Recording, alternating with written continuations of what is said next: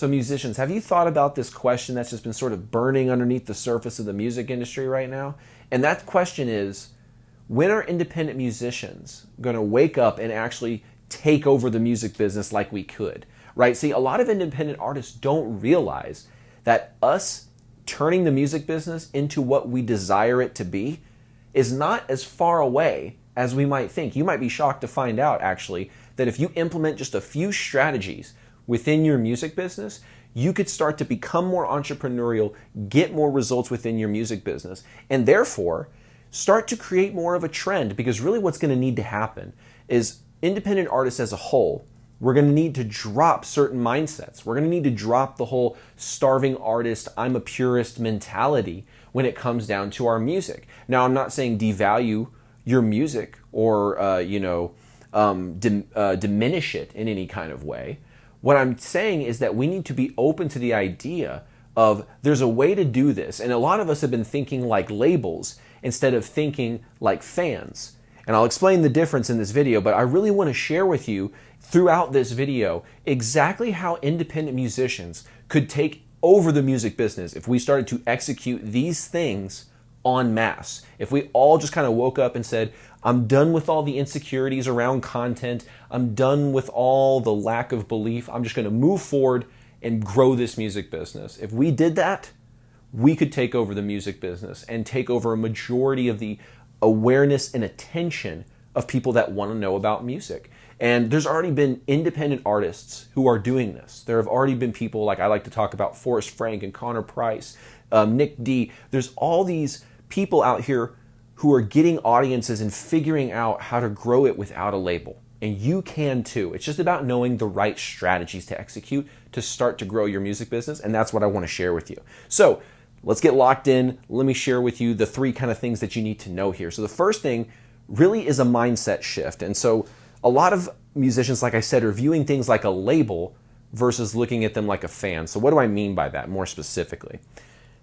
The opinion of branding is everything, right? You just got to get your brand right. And if you get your brand right, then everything will be solved. I think branding is important, but it's only important in the context of your business process, your sales process. So what do I mean by that? The brand is a means to an end. The brand is a way that we can actually express ourselves authentically so that we can attract the right people so that they will listen to our music, come to our shows, buy our merchandise, buy our offers, etc., etc. So we have to use a brand, obviously, but so many people get wrapped up in what labels used to do, which is think everything is branding. I want to use a quote from a legendary direct marketer named Dan Kennedy, which he said, cleverness gets you no points in marketing. The only thing that gets you points in marketing is dollars, okay? And what he's getting at is that just because you created a really clever ad about, let's say we're going to use music as the example, obviously, because of the context of this video and the channel. So you created an ad that was really clever about your brand. What is the direct result you're looking to get people to, what's the action, the response that you're looking to get people to do as a result of watching this ad? And if the question is, or if the answer to that question is just to be aware of me, just to know that I exist, you get no points. You were awarded no points, and we have some consolation prizes in the back. You can pick them up on the way out. You see what I'm saying? There's no value really in just like, I came up with a really clever ad. We don't need to be thinking like that. The brand needs to facilitate the actions that we're getting people to take, okay? So I think really when it comes down to your branding, you need to be very specific in it. Obviously, you need to make sure that it resonates with who you are as a person and you amplify it to 10. I have a bunch of videos about how to do this where you kind of become like a wrestler, like Stone Cold Steve Austin, His personality is who Stone Cold Steve Austin is, but just like turn the dial down to 3 or 2, right? But when he's on the mic and he's in front of a huge audience, you just crank it up to 10 or 11. Same person, just depending on how high you dial the knob there is going to determine which persona, quote unquote, you're going to get. And that's how I like to think about your brand, is just you turning that knob up to 10. And the reason you do that is because you're attracting people who are actually going to care about your music. That's one of the main reasons that we do that, right? But the question that nobody asks when it comes to branding is, then what? All right, as Spinal Tap, then what, You do this and then what? So you get the people to click on the ad. Okay, I see. They watch the ad. Now what do? It's like, oh, they go about the day. It's like, I don't understand that. Sorry, I'm going to do the whole rest of the episode in a Spinal Tap in a Spinal Tap accent if no one stops me, so I have to stop myself. But you have to look at it like most people are so obsessed with branding that they don't understand that it's just the first part of it. The next part of it is, okay, how do we position ourselves with our brand that we've created in a way that gets people to respond to us? Now, a response could be following us. A response could be buying a piece of merch. A response could be coming to a show or joining the email list. It's getting them to respond in a variety of different ways, okay? So the perspective is, instead of viewing things like a label who will just infinitely throw money at things, or just like, think about any big budget advertising agency. They just throw, like, look at Jaguar. They were trying to make a big old brand shift, and so they made an ad where a bunch of people talked about them. And then the Spinal Tap question comes. Then what happened? Nothing. No one's talking about Jaguar anymore. It was just a... No one cares, right? I'm pretty much the only person talking about Jaguar right now. So that they missed the first part of this, or the second part of this. They got the first part, got people talking, and then they didn't utilize that heat. They just let it go away. And that's what most labels and most big brand, big agency, image-based advertisers do. They think it's all in the brand, but the brand is to attract. Then we need to utilize the perspective of looking at things like a fan. That's what I would call the direct response perspective. You're looking at things like a fan. You're sitting there saying, okay, what does my dream fan look like? Like, what's he doing on a Friday night or a Saturday night? Or what is she doing on a Friday night or a Saturday night? And really get clear on who this dream fan is and what they're doing, so that when you create the messaging in your marketing that you're going to create. Now, where do these messages go? Let me be super specific in this video so there's no doubt and you can go out and execute right after the video ends. Which is, you can actually create hooks, text that goes over the video. You've seen these in hundreds, maybe thousands of videos at this point, where it's just a blank white cloud around the text and it's black text. Very, very simple. Some people like to fancy it up. I don't recommend doing that, honestly.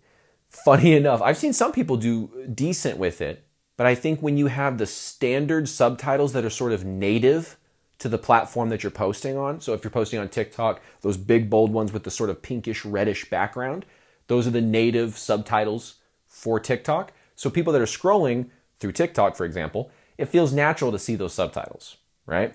Or to see that headline, that text kind of style.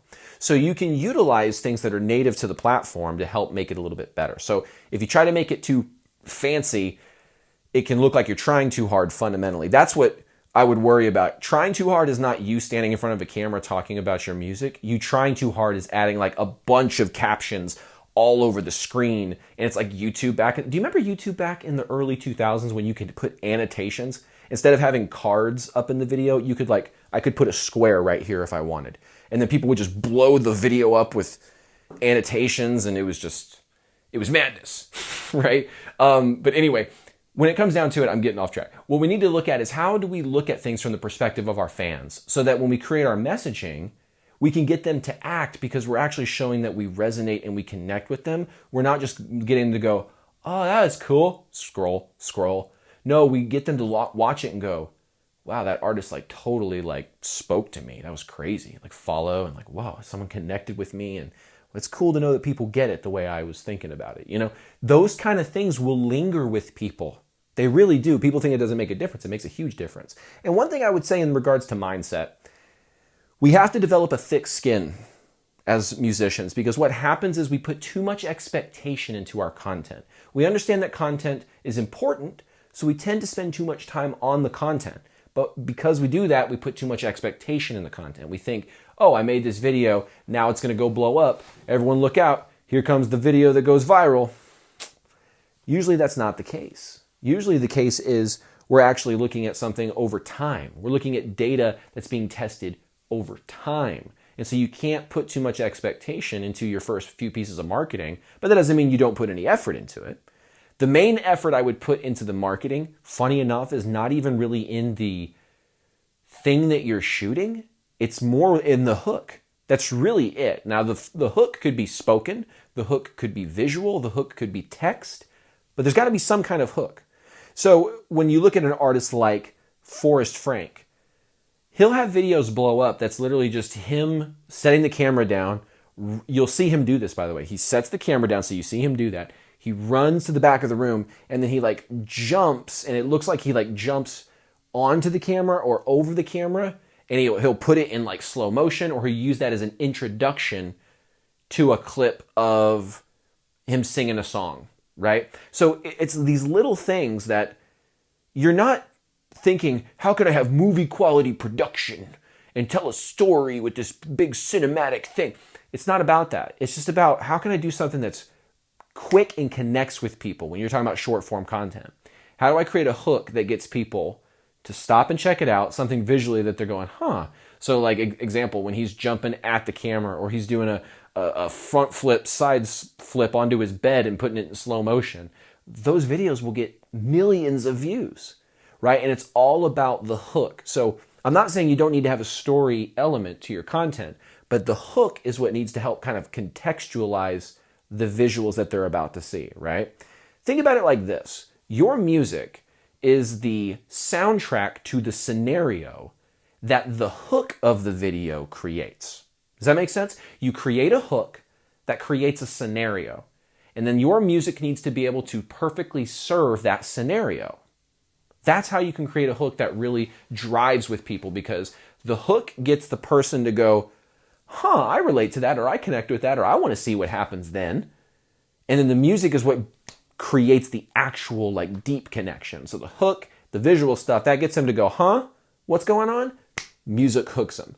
But if we create the wrong frame and then try to present our music afterwards and it's a mismatch, so, for example, you have a love song that's about how much you miss a girl or something, and then when you're watching UFC with the boys or something, and then that song's in the background.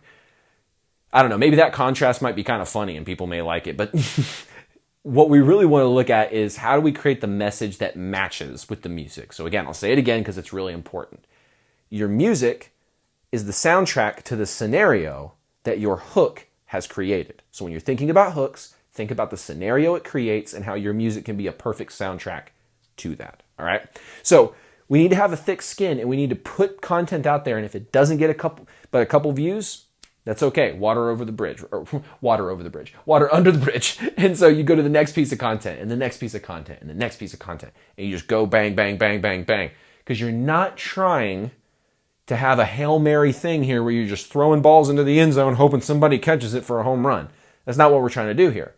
What we're really doing is like fishing, okay? I want you to think about it like every video is you casting a line, okay? Now, where are you casting your line into? Well, every social media platform is like a pond, right? So every time you post a video, that's a line that's being thrown into the pond, the platform, right? And what you're hoping to do is have it just sit there. Now, fishermen know the bites don't always come immediately. Sometimes you get lucky and you find the place where they're really biting and you just throw them in there and boom, you're just catching them. But sometimes you sit there for an hour and you just got your hook in the water and it's you kind of reel it in, you throw it out there. You're reeling it in, you're throwing it out there. And you're just doing that over and over and over again. And then the fisherman knows that eventually the fish will come and bite. What's an example of this in real life? Well, funny enough, I'm going to use a video that I had that was it blew my mind. So I had a video that I posted like 2 or 3 years ago. Didn't get but 100 views or so. Did not do very well. And it was a long form piece of content. It wasn't a short form piece of content. But what happened? The line was out into the pond. Okay? Just because no one had bit yet didn't mean they weren't going to bite in the future. And that's exactly what happened. 2 years later, so I made the video in like 2021, 2022, and in around 2024, that video just started to spike out of nowhere. It went from like 100 views to 16,000 to 18,000 views. And I was like, what happened? I don't know what I did. I didn't promote it. Where is this coming from?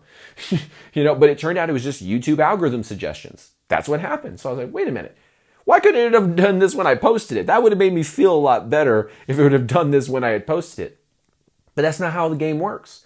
The game isn't about immediate gratification. Like I said, sometimes you throw the line out into the right spot in the pond, and that's right where all the fish were, and boom, you got a winner right there. Sometimes that happens, but that's not the expectation. The expectation of the fishermen, for example, is that they're going to throw out a lot of lines. They're going to cast a lot of lines, and then the fish are going to bite over time, right? And that's how I want you to view it. So really, you're like a fisherman with like 1,000 different fishing lines that you're just going, and then you're going to Facebook, Instagram, and you're just throwing them in all these different ponds. That's what you want to do. Now think about that metaphor visually, because if you're viewing them like every single one of those needs to be bringing in fish in this fisherman metaphor, then you're going to be disappointed, because most of those 1,000 lines that you cast out there are probably not going to bring in very many, but just a handful of them are going to bring in the majority of it. In fact, you will most likely get something called a Pareto distribution, which means it's like an 80-20 principle. Think about it like that. That's probably an easier way to think about it. 80% of it is going to come from 20% of the lines you casted. So you could look at my videos, you could look at the videos of your favorite artist. I guarantee you that around 80% of the views that they've ever collected on their entire channel come from about 20% of the videos they've actually posted, right? And so most people don't understand the volume game that content really is. Now, when it comes to content, I want you to look at it like, there's two ways of looking at it. There's sort of the Gary Vee way of looking at it, where we're going to sell everything on eBay and go to all the garage. I'm just kidding. We're not going to do that. But there's the Gary Vee way of looking at it. And then there's the Alex Hormozi way of doing it, where you're all just going to wear wife beaters, shorts, and sandals, and then that's it. And everyone gets nasal strips. It's like, Oprah, welcome to the channel on Musicians Ignite, where I'm giving away nasal strips so everyone can be like Alex Hormozi. I'm just kidding. So what you do with the Gary Vee sort of method of this is the jab, jab, jab hook. So what that is sort of a boxing term. So your jab, jab, jab, jab hook. The hook is asking for money. The jab is provide value. So the idea is when you're creating your content, if you're an independent musician, you're putting out content, showcasing yourself, giving value, creating cool lists and all these different kind of content that's driving people in. And then you make a piece of content that's like, hey guys, we're about to release our brand new single. Make sure to sign up for the email list so that you get notified and actually get to listen to it before everyone else is. Go click the link in the bio. Go do it. I'll see you guys there. Something like that, where you're making a hook. You're asking people to do something. And to me, I think of content, some of y'all may understand this. If you don't, I'll explain, is content is the top of funnel, okay? So yes, we're executing something called a funnel, which has existed since the 1800s. Even before, actually, it's probably even existed largely before that. But to the way that which most people are used to seeing it, we could say it could originate in the late 1800s, early 1900s. But think about it in the sorry, I'm getting on a historical rant here. But when you're providing value, you're showcasing yourself, and then when you make that hook, you're finally asking, and people are like, wow, he's not pitching me the entire time. He's not pitching me the entire time. He's giving value, giving value, giving value, giving value. Hey, you want to join my email list? Giving value, giving value, giving value. You want some tickets? Giving value. That's sort of the Gary Vee method, right? But his jabs are more than just like jab, jab, jab, right hook. He does like, it's like a bunch of jabs. And he asks for right hooks, but usually not in the way that most people think. So I personally, I don't have a problem with Gary Vee. I think he's got a lot of stuff that is dead on when it comes to like branding and things of that nature. But I think Gary Vee has totally missed the direct response game. I feel like it's a little bit above his head, to be honest with you. I feel like he's so much in his world of branding and the creation side of it, man. He's all up in that he sort of missed the direct response side of this. And Hormozi, I think he understands this a little bit more. So I'm going to tell you a little bit more about the Hormozi method. And that method involves organic content is nothing but jabs all the time. Because nobody likes to, get to the end of a short form piece of content and they're being pitched to. That's usually where they'll just scroll. So what you do instead is create an ad that is the hook, so to speak. Not the marketing hook, but like the right hook. So The content is just on a continual jab. You're like a robot that's arm is just continually jabbing by putting out content. And then the ads are just throwing out hooks while you're while you're doing this. This is the newest dance that's going to be popular among the channels. It looks ridiculous, but that's what it's doing.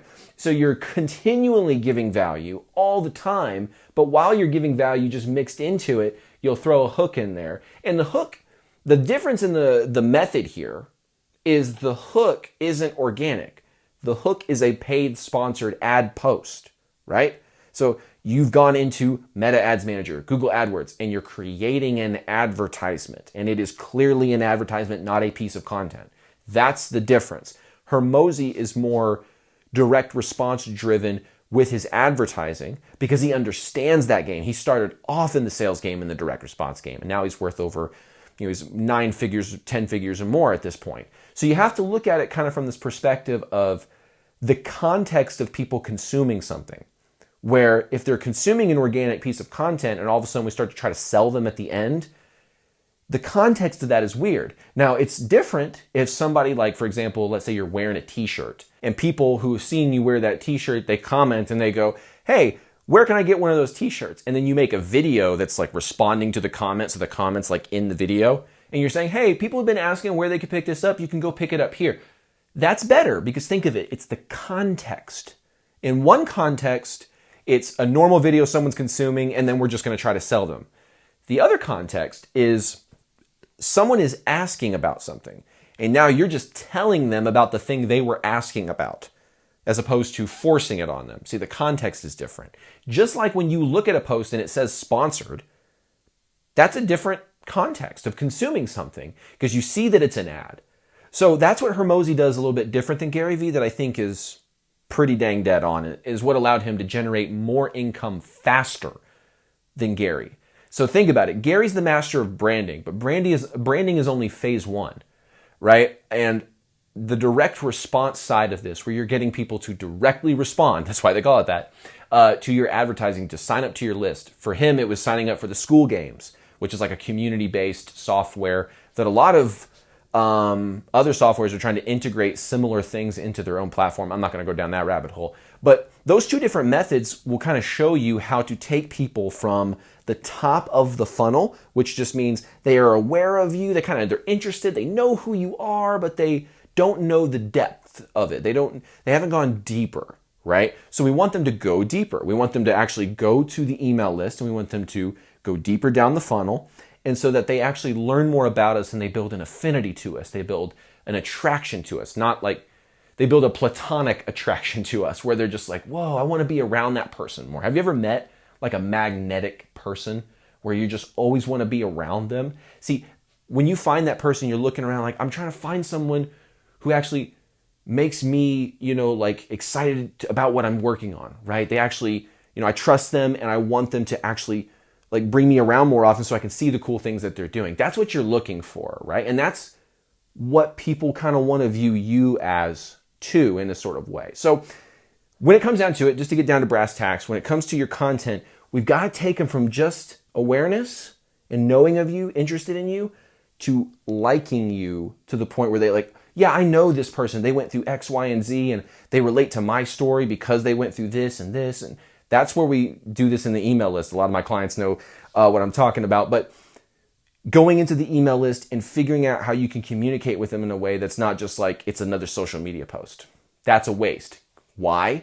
The context. The context of an email is different than the context of a social media post, which is kind of why the Hormozi method works the way that it does. It understands the context that people are consuming something in. And to really take it a step back, that's why I said direct response is the fan's perspective versus the label's perspective. Because a label perspective is a top-down thing. It's like we're going to impose this cool new creative idea that the masses are just going to accept. And they just do that over and over and over and over again. And then one of them finally kind of works one time. They're like, see, we're geniuses. But really, they've spent millions of dollars trying to get this one win. So that's one way of looking at it. But the fan's perspective is the direct response perspective. That's where we're looking at it like, what relates to what they're going through in their lives? How can I create a bridge to take them from where they're at and not knowing me to knowing who I am to such an extent that they actually would want to support me financially by buying something. We're trying to create that bridge to draw them over it, right? And so having offers and having experiences, this is sort of the final thing here, is crucial to that. You need to have a way to monetize an audience. I know so many people that are like, yeah, I'll build my audience first and then I'll try to sell them something. But they don't understand this very, very crucial phase of any fan. Every fan has sort of a heat length. What do I mean by heat length? When you think about marketing, we use the terms cold, warm, and hot. Okay, cold is someone who's at the very, very, very, very tippy top of the funnel. They just barely kind of know who you are. Warm is someone who's maybe in the email list. And then through the email list, we get them to hot, where they're like, dude, I totally am down to support you. Just tell me what you need and I will donate to it. That's hot, right? So you have cold, warm, and hot. Every fan has a heat length, right? Some people, the diehards, their heat length is going to be decades. Think of Metallica. There's fans who have been fans since the 1980s, right? 50 plus years, right? Isn't it 50 years? Yeah. We're around like 50 years of, actually that's more like 40 years, 45 years. 45 years of total commitment to a band. That heat length is really long. But what percentage of the overall population of Metallica fans does that represent? Probably a tiny minority, to be honest with you. Most of them probably discovered them from Stranger Things. Let's just be frank. Now, think about it like this, though. You're sitting there trying to, don't try to be Metallica, right? Have offers that as you're growing, right, as you're getting this audience, that heat length is being capitalized on. So someone finds out who you are. They're really excited. They love the music. They start binging the music. They're probably, because of them listening to the music hundreds of times, they've given you like $3 in streaming royalties, and it's so cool. But they're doing their best, right? It's not their fault. But they're listening to your music all the time, and there's this heat moment. And then there's a moment where they're like, yeah, I've kind of burnt myself out on this artist a little bit, and they don't really have anything else for me to consume, so I'm kind of done with them for the moment. And so they start listening to other bands, and the other bands take on their obsession, and then eventually we'll put out something again, and they're like, oh, that band put out a song, that's cool, let me go check it out. But that heat is not the same. It's different. You get this moment, and I'll tell you something too. This is a funny phenomenon. This is deserves a whole video unto itself. But there is a phenomena of you can actually give your fans too much. Now, I don't want most people to worry about this because for most people this won't be an issue, but it's something interesting to think about, which is my wife, this is a really easy story to communicate this quickly. My wife and I went and saw the Foo Fighters many years ago when Dave Grohl broke his leg and was on the throne and doing that whole thing. It was a great show in the sense of they were energetic and the songs sounded tight and all that kind of stuff. But after you listen to 2.5 hours straight of Foo Fighters, my wife looked at me and she goes, wow, that was good. I don't need to see them again. I don't need to hear them on the radio again. I'm full. It's like you've eaten too much. I'm full. I'm good. No, thank you. No, thank you. I'm good. So now when they come on the radio, she's like, I'm good. I've already done that. It's almost like they've experienced the roller coaster. And Metallica has figured out a way to get people to continually want to come back to these shows. I mean, the Foo Fighters have too, to be totally frank. They've still got huge audiences that they're performing in front of. But it's just interesting for a fan, they can reach a point where they're like, you've done it. All right, I don't need to do this anymore. Where if you're a really good storyteller of a band, you can figure out how to get people to want to come back more and more and come back again and again and again. That's a skill unto itself, to get people to want to come back over and over again. That, I think, is something that needs to be researched more. I'll make another video about it. But okay, you have to have an offer while you're growing. That's the key thing I'm trying to say here. You have to have an offer while you're growing, not just when you've grown your audience, I'll start direct marketing to them, because now the heat is gone. What you need to do is figure out, How can I capitalize on that heat immediately? So what the email list is designed to do is create that heat, and when the heat is at its brightest, present them with a way that they can support you. And realistically speaking, I'm a no BS guy. We're kind of getting that point where it's like, we want them to be so like psyched about it that they're just like, yeah, I totally want to support this band. Boom. And they kind of make an impulse buy. Not to say that the impulse buy is bad for them, because they're going to get some awesome stuff, because that's the thing that I teach my clients is like create a core product that when you finally present that offer, it's like so cool and has such stupid high value for the price that you charge that they're like, oh my gosh, this is how they're asking to support me? Yes, I will totally support them. That's what we're looking for, right? So you need to have some kind of way to capitalize when that heat and interest about a band or an artist is at its peak, right?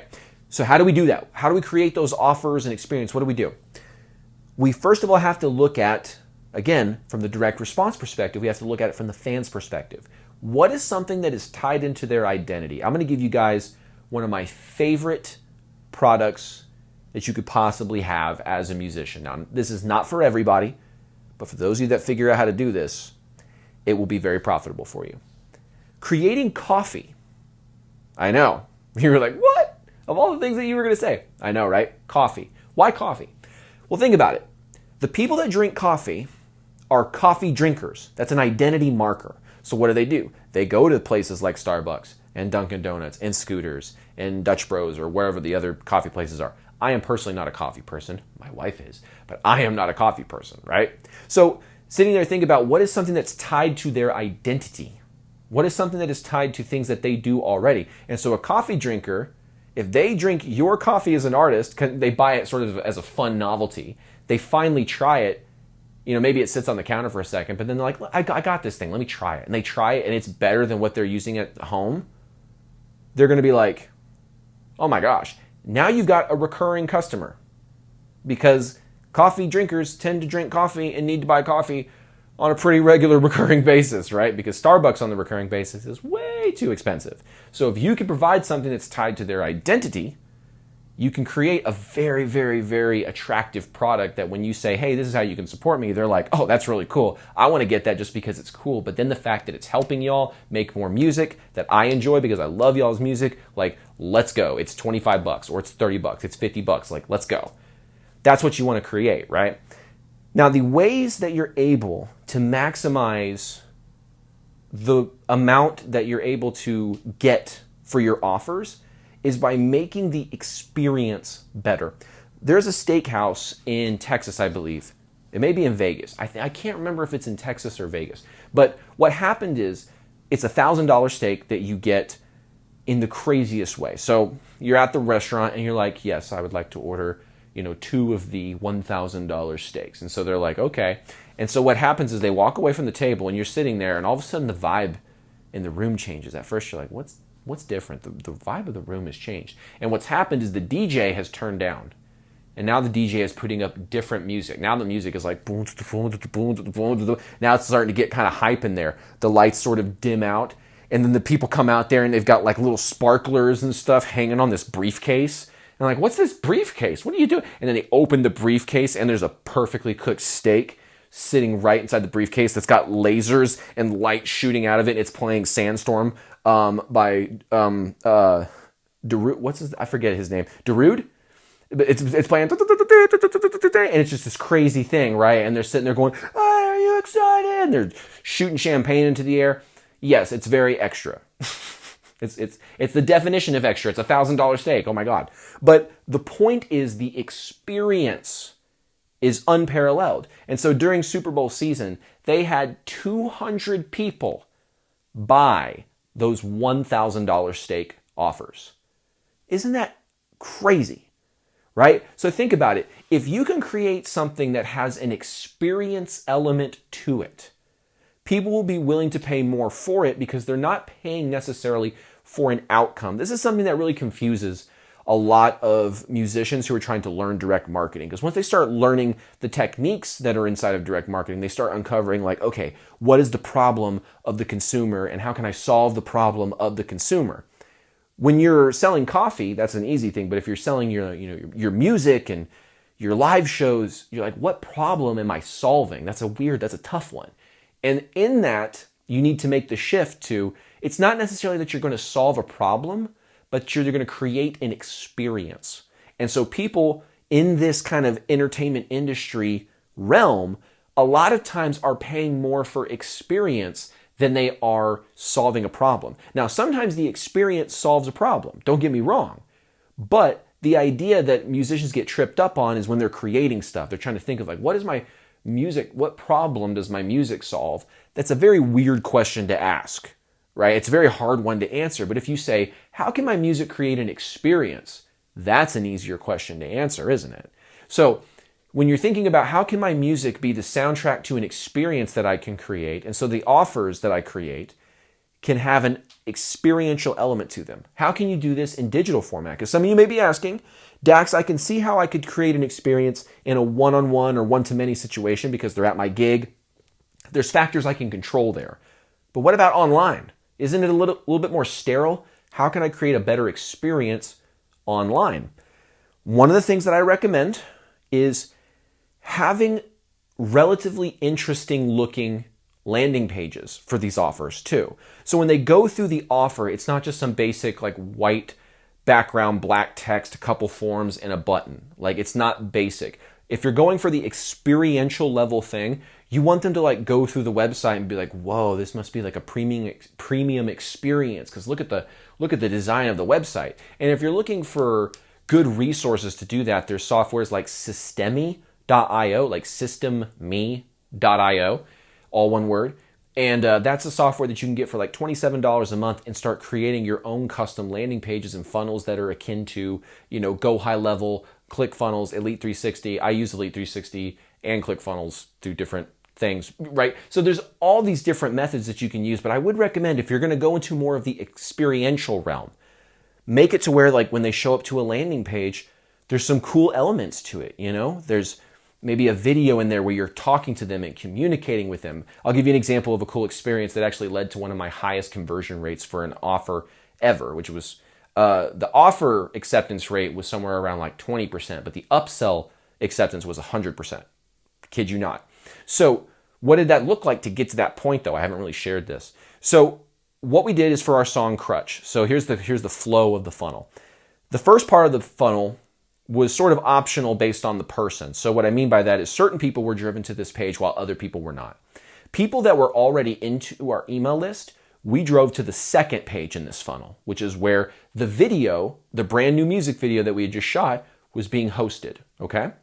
So if they were in the email list already, we just drove them straight to this page where they watched the video, and after about 3 minutes or 4 minutes, the song was 4 minutes, a button pops up on the page that says, click to get the mystery offer. So the first page, though, was just an opt-in page for people that were not a part of the email list. They put in their name, their email address, and immediately got access to that video, right? So now you see where everyone's on this page, a mystery button pops up 4 minutes or so into it. That takes them to the next page. The next page is a video of me and my bandmates.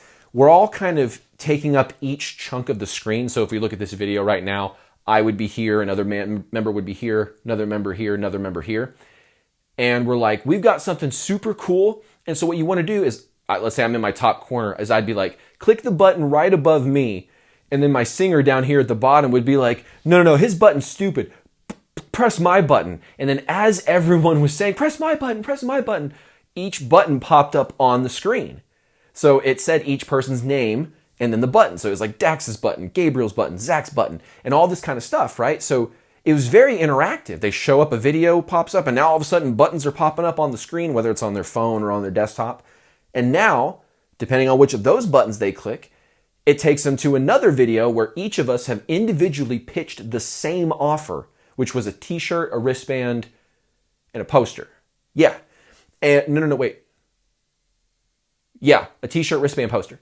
And that one was, like I said, 25% success rate, where the highest actually converting offer was from our bass player, Ryan.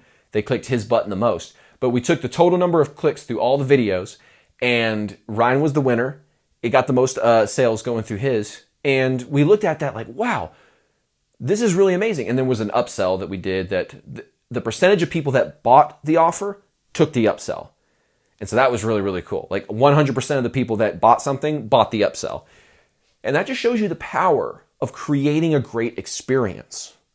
We didn't just say like, hey, what's up in text. Hey, what's up? Click this to get the thing. And then they have a basic thing. No, it was like videos that had buttons that delayed and popped up. And then there was us making videos pointing at where the buttons would be on the screen. And sure enough, they popped up on the screen when we said they did. That took a little bit to design. I was designing it in ClickFunnels Classic. This was a few years ago, but it was still possible. And so that was one of our highest converting offers, was doing that exact strategy. It's amazing to see what you can do whenever you really commit to something and start to figure out what works. So when you're thinking as an artist, how do I really execute on this direct response stuff? And you're thinking of those principles and you're like, what problem do I solve? There's ways that you can create products that solve problems for people. Like, for example, when I do a VIP for my fans in my hometown, we do VIP tickets. We do premium parking as a part of them joining the VIP. So one of the problems that people have is, well, when I get to the venue, I'm going to have to pay for parking, and it's going to be a nightmare to try to find a place to park. For our VIPs, we talk with the venue to make sure that there's VIP parking that they can just go park into. Super easy. So now you see how that's solving a problem, right? But again, the experience is the main thing. And then a bonus to help sell the experience is solving additional problems that would prevent them from enjoying the experience. Does that make sense? So hopefully you guys have gotten a ton of value out of today's video so that you understand that really, if you make the mindset shift away from just branding as this all-in-one solution to branding as the first step of attracting the right people, where direct response is where we finish it. Think of it like branding is the setter and direct response is the closer. Okay, but most people think that they're just going to set and that's going to create their entire business, but that's not what's going to happen. So you figure out how to set and close because you've actually created content on a consistent basis that's doing the Hormozi method or the Gary Vee method. We've driven people into our email list. We've taken them from cold to warm to hot, and now we've got an offer to sell them while they're actually at their peak of excitement and interest in us. And we've got things that are attractive to them based on their identity. And we've created experiences that they actually would pay to go through because, again, they're tied to our music, they're tied to their identity, they're tied to solving their problems, and all those kind of things, right? And that is how independent musicians are going to take over the music business, because labels are too busy waiting for independent musicians to do all the work so they can pick the cream from the top. They could sit there and say, I don't have to do all the work. They'll do all the work to figure it out, and then we'll just pick the winners, finance the winners, and make money hand over fist. Not realizing that at any point, the people that are getting to the top of this that they're trying to pick from could say, I don't need you. I got to this point. I really don't need you. And so hopefully this video is giving you some strength and confidence and kind of assurance in knowing that you could take a step forward and actually get success in your music business and get more results than you've been getting. So if you like this video, hit the subscribe button, drop a comment, drop a like, all that kind of good YouTube-y stuff. And also if you'd like some one-on-one help implementing direct response marketing strategies inside of your music business, click the link that's in the description to apply for a one-on-one coaching call to see if it's a good fit to help you out get those results in your music business. Otherwise, I look forward to seeing you on a new video inside of Musicians Ignite. Take care.